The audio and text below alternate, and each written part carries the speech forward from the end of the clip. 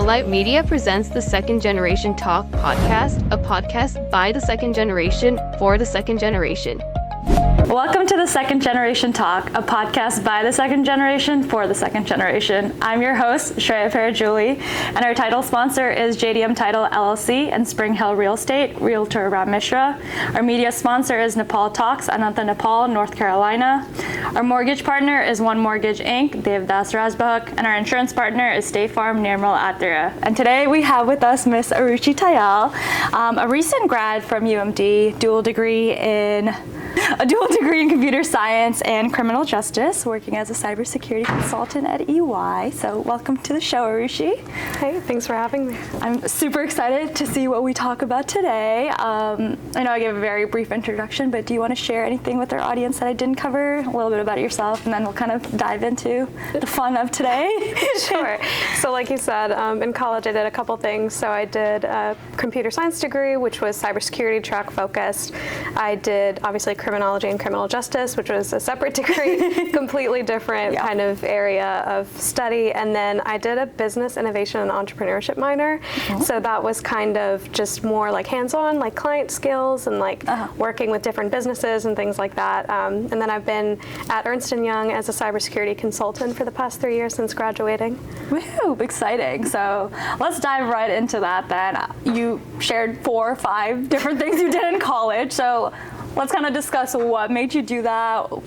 Why did you try a bunch of different things? Was it just for funsies, or did you try to, take those classes to see what you're interested in, things like that? So if you want to kind of share that. Yeah, absolutely. So I feel like ever since I started school, I went to a STEM high school, so I had a lot of exposure to a bunch of different like computer science classes and things like that. Right. Like when I went to undergrad, people were shocked at the amount of classes that I had taken, data science, programming and algorithms, like software engineering. That was all through high school? All in high school. That is crazy. Okay. Yeah, like AI, ethics of AI, that kind of thing.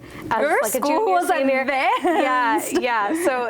So I had a really strong foundation going in to college, and I had like just the most amazing staff at my high school who to this day, like they'll reach out and be like, how are you still, how are you doing? This is Dr. Brown. How are you doing on, your computer science journey? Yes. So I had a really strong influence about computer science just from a young age. So like you're 14 years old in high school, and I had already, done basically everything, clearly. Had been on that track. Right. It helps too that both of my parents are software engineers, so that's always been a little bit in the mix of like, this is a very safe, kind of stable, like I've seen what the life is like with both of my parents doing that job, and I knew that I kind of liked it, and I knew that I was good at it, which are two things that are... That's fair. That's fair. I think that's important. Do you think them being in that field kind of pushed you to focus on getting into that career path? I think a little so, bit? yeah. And, the funny thing is that they've always told me, like, do your own thing. They've been very, like, as far as, like, traditional Indian parents go, like, they've always pushed me to do things outside of the norm. That's important. Like, even though they both were in tech, there was no pressure at all for me to be in tech. That's important. It's always been, do what you want, don't do tech, honestly. They're like, get out of tech. They're like, we know what tech is like, and we don't want... They're like, do what you're passionate about. Yeah. So when I went to college, I knew that, CS was always going to be like something that I wanted to study because, again, it's stable. It's something that I knew that I would... I had interest in and something that I was good at. Right. And so I went into college with the mindset of wanting to explore new things. So that was a big reason for why I picked UMD, is I wanted to go to a big state school. So I'm from Delaware. Yep. And University of Delaware, they have great programs, but what I was looking for is something like the community at University of Maryland. Yeah. So they have, one of the top crim programs in the country. They have so many different, different majors, and again, it's a huge student body, so there's something for everyone. Right. And so that was one of the biggest reasons I wanted to go there. And just through doing different gen eds, when I took my first CCJS 100 class, which is just the intro to criminal justice, it's like this I can get into. Yeah. That's awesome. I guess, how did you land in cybersecurity at EY? Was this like one of the top choices you had, or were you just like, applying to different places and then EY just stuck out, or, how did you end up here? It's a really good question. So I think I've just I feel like I've always ended up where I needed to be.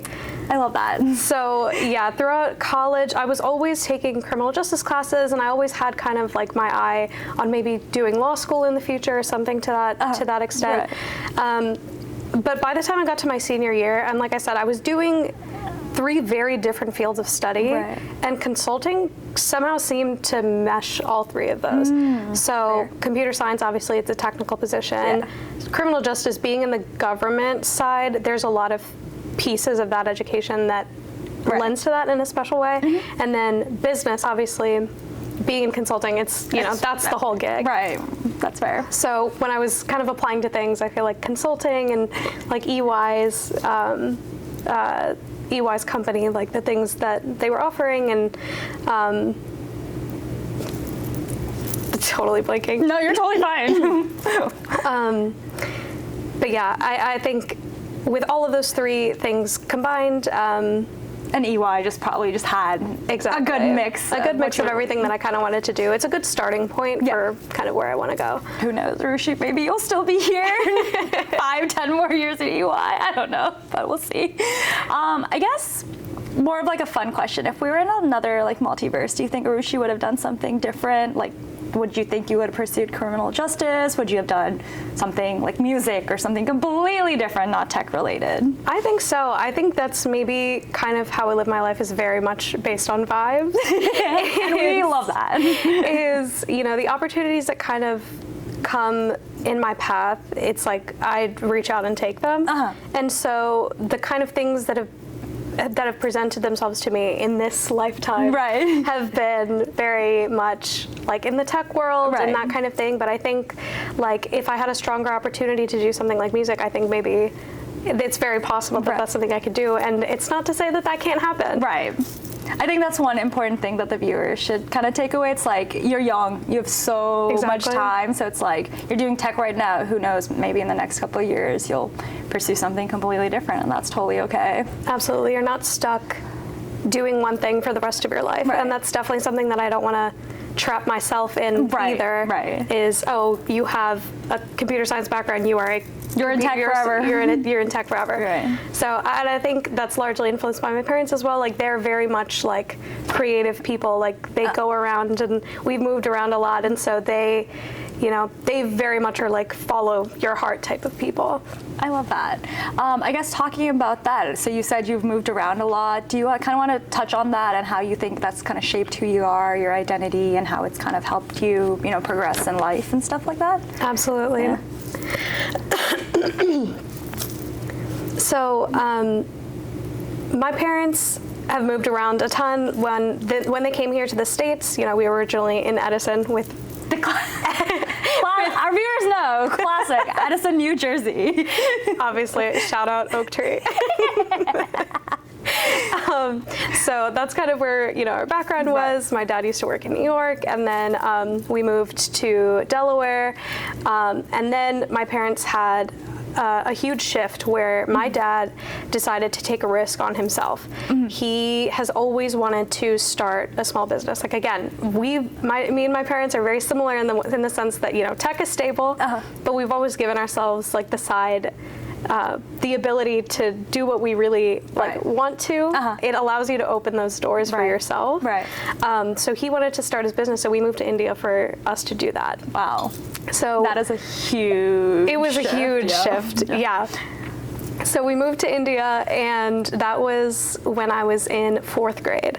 So at the end of 4th grade, we packed everything up, we moved to India, and I was in Noida from 5th grade up to 7th grade. Wow. Okay. So huge shift, and I think a lot of that has shaped kind of how I interact with the world, how I interact with my identity as well, because I think, you know, I'm sure many people have spoken to this previously on this podcast as well, is how much being in America and being Indian, being Nepali, you know, with all of these identities, like how that feels like, you know, 2 very distinct personalities, and I think there is a very distinct Indian American identity. And I think a large part of that was being able to see what it was like moving to India and seeing what it like Indian identity is. And interacting with that and being that. and then moving back and then somehow being a different type of Indian American. Like you're not fully Indian, you're not fully American. It's like exactly. Yeah. And honestly, the move to India was way easier because really you're honestly de-assimilating. When you move from the States to India. Good to know. Okay. It's almost like all of the things that you have taught yourself to suppress about yourself being different.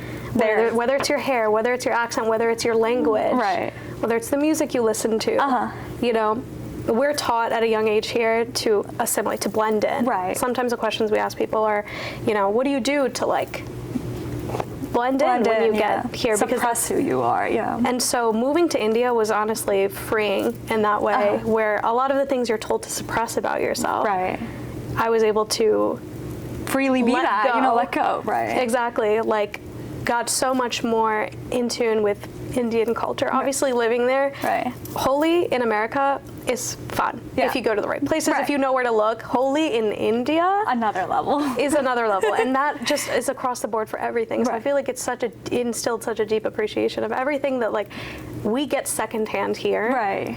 But when you're living in India, it truly is like a different experience. Being around family all the time, being around like truly like the heart of the celebrations. And moving back was honestly the hardest part. Yeah, that was gonna ask. I was like, was it much more challenging when you came back? I think, and that's why, I mean, it is hard as an immigrant in America, and that's what it felt like a little bit, was like, I had fully kind of, you know, shed the skin of like the sheltered American, you know, girl, and I was this just like confident, loud, like very like in tune. And middle school is brutal. Oh my god. So to classic. I don't think I've heard anyone with a good middle school experience. So for sure, to have that experience in Indian middle school, and then to come back here and then immediately have to put back on this, that front that I had abandoned, 3 years ago. That must have been really challenging, especially in middle school.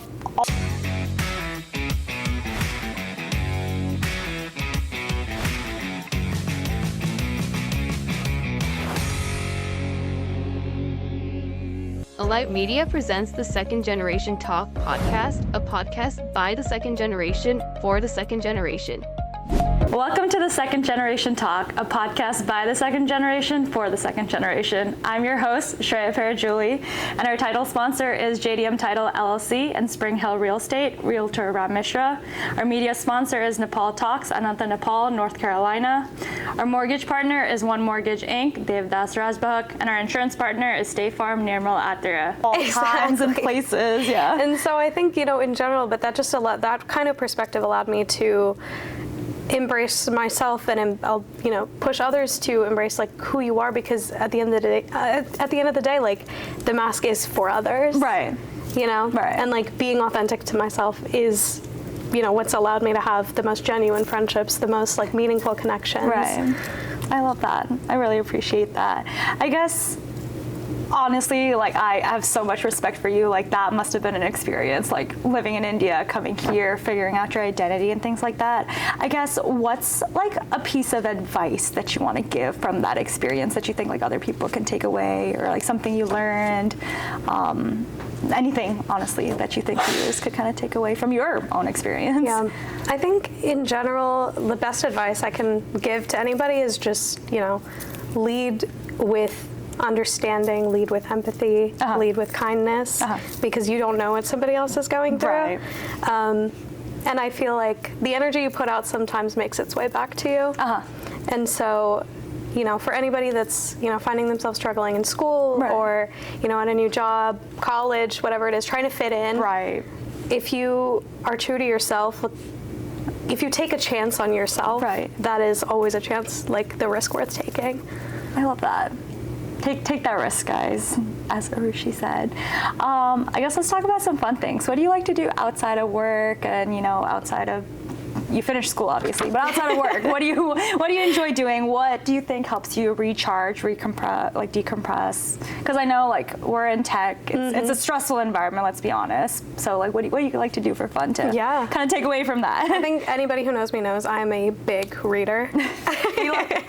The library card is one of the prized possessions in my wallet. She gets her money's worth with that library card. That was actually something that was a bit of a culture shift. Is India doesn't really have like a public library system like that. So that you was have to buy books whenever you. Oh, okay. Yeah. So I had all the subscriptions, and that was a whole thing. Right. But when I came back to the States, I feel like that just fueled the reading 10 times more because that was something like stories teach you to walk a mile in somebody else's shoes. Right. And that's always been very important to me. And so, being able to read those stories, and again, everything at your fingertips at the libraries, like, that's something that I had taken for granted. And when I moved to India, I was like, wow, not having that probably was like, what do I do? Yeah. So that's just always been, part of something, you're very self-sufficient when you read. You can just, you're never bored when you have a book. Do you have a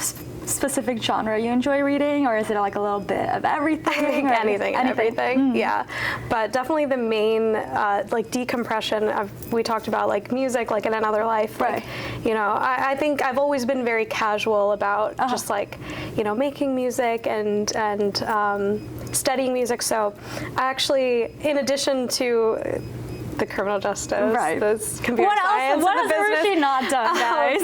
I also studied music theory and composition at Berklee College of Music. I took an online class, and I took I think the first 3 like music theory and composition courses, just because when you have I just wanted to know the technical, I think I've always been a very academic person. Like, if I have an interest, I'll study it. Yeah. Right, yeah.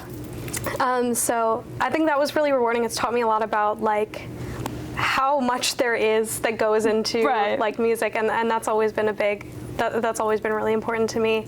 Is creating music, just everything in that genre. I think a lot of kids grow up with their parents forcing them to play instruments. My brother was the same way, and obviously I'm the same way.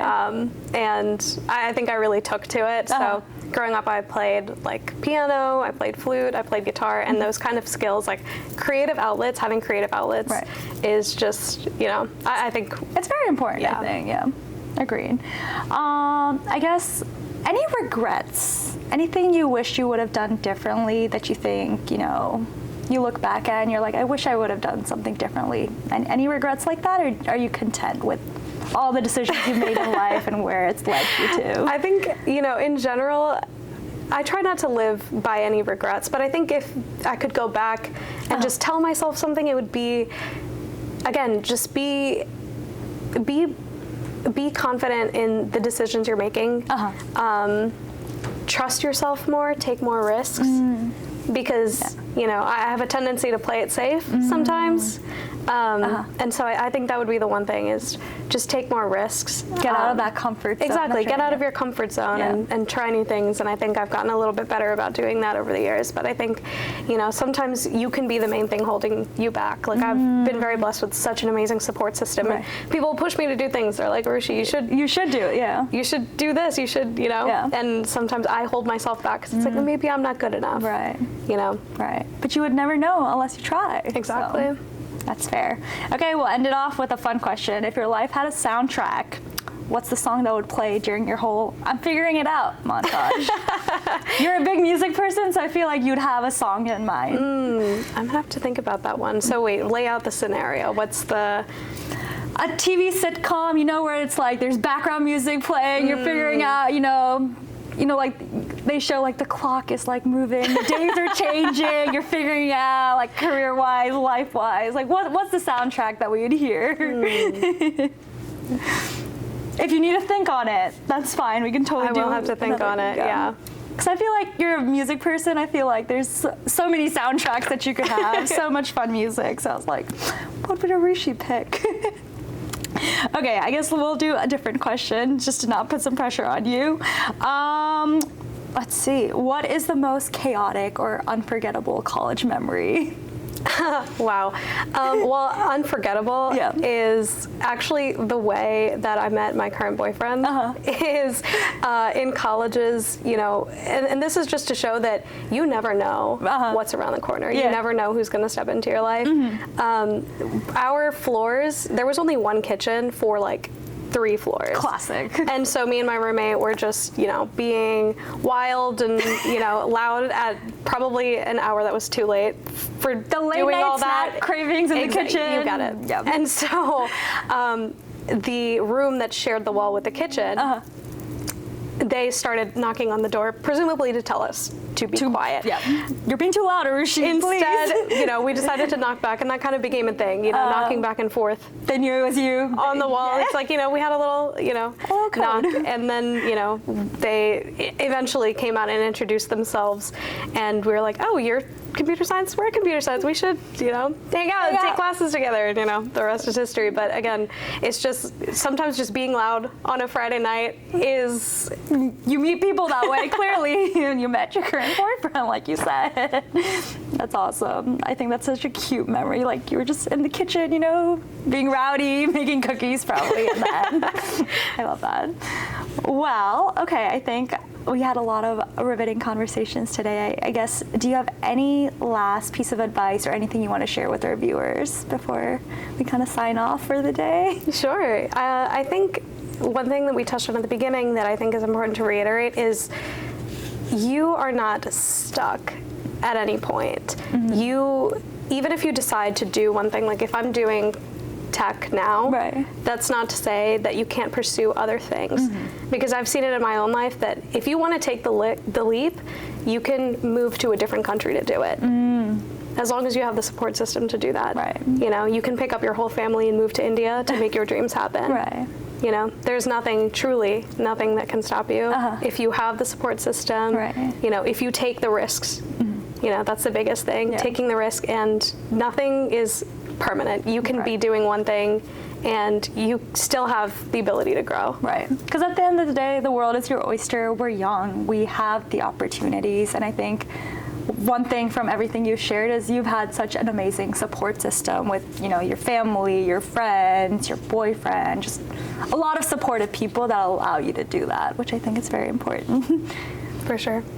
Well, thank you so much, Arushi. I think our viewers have learned so much, and I think you've given a lot of great advice, and I think we're really excited to see, you know, what you continue to do, all the different walks of, you know, everything you continue to pursue, whether it's tech or music or criminal justice, who knows. So well, thank you so much for coming, and I'm super excited to see, you know, what you end up doing in life.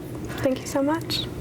Thank you for watching The Second Generation Talk, a podcast by the second generation for the second generation. Be sure to like, comment, and subscribe, and follow our YouTube channel, and be sure to look out for more episodes. Thanks for watching.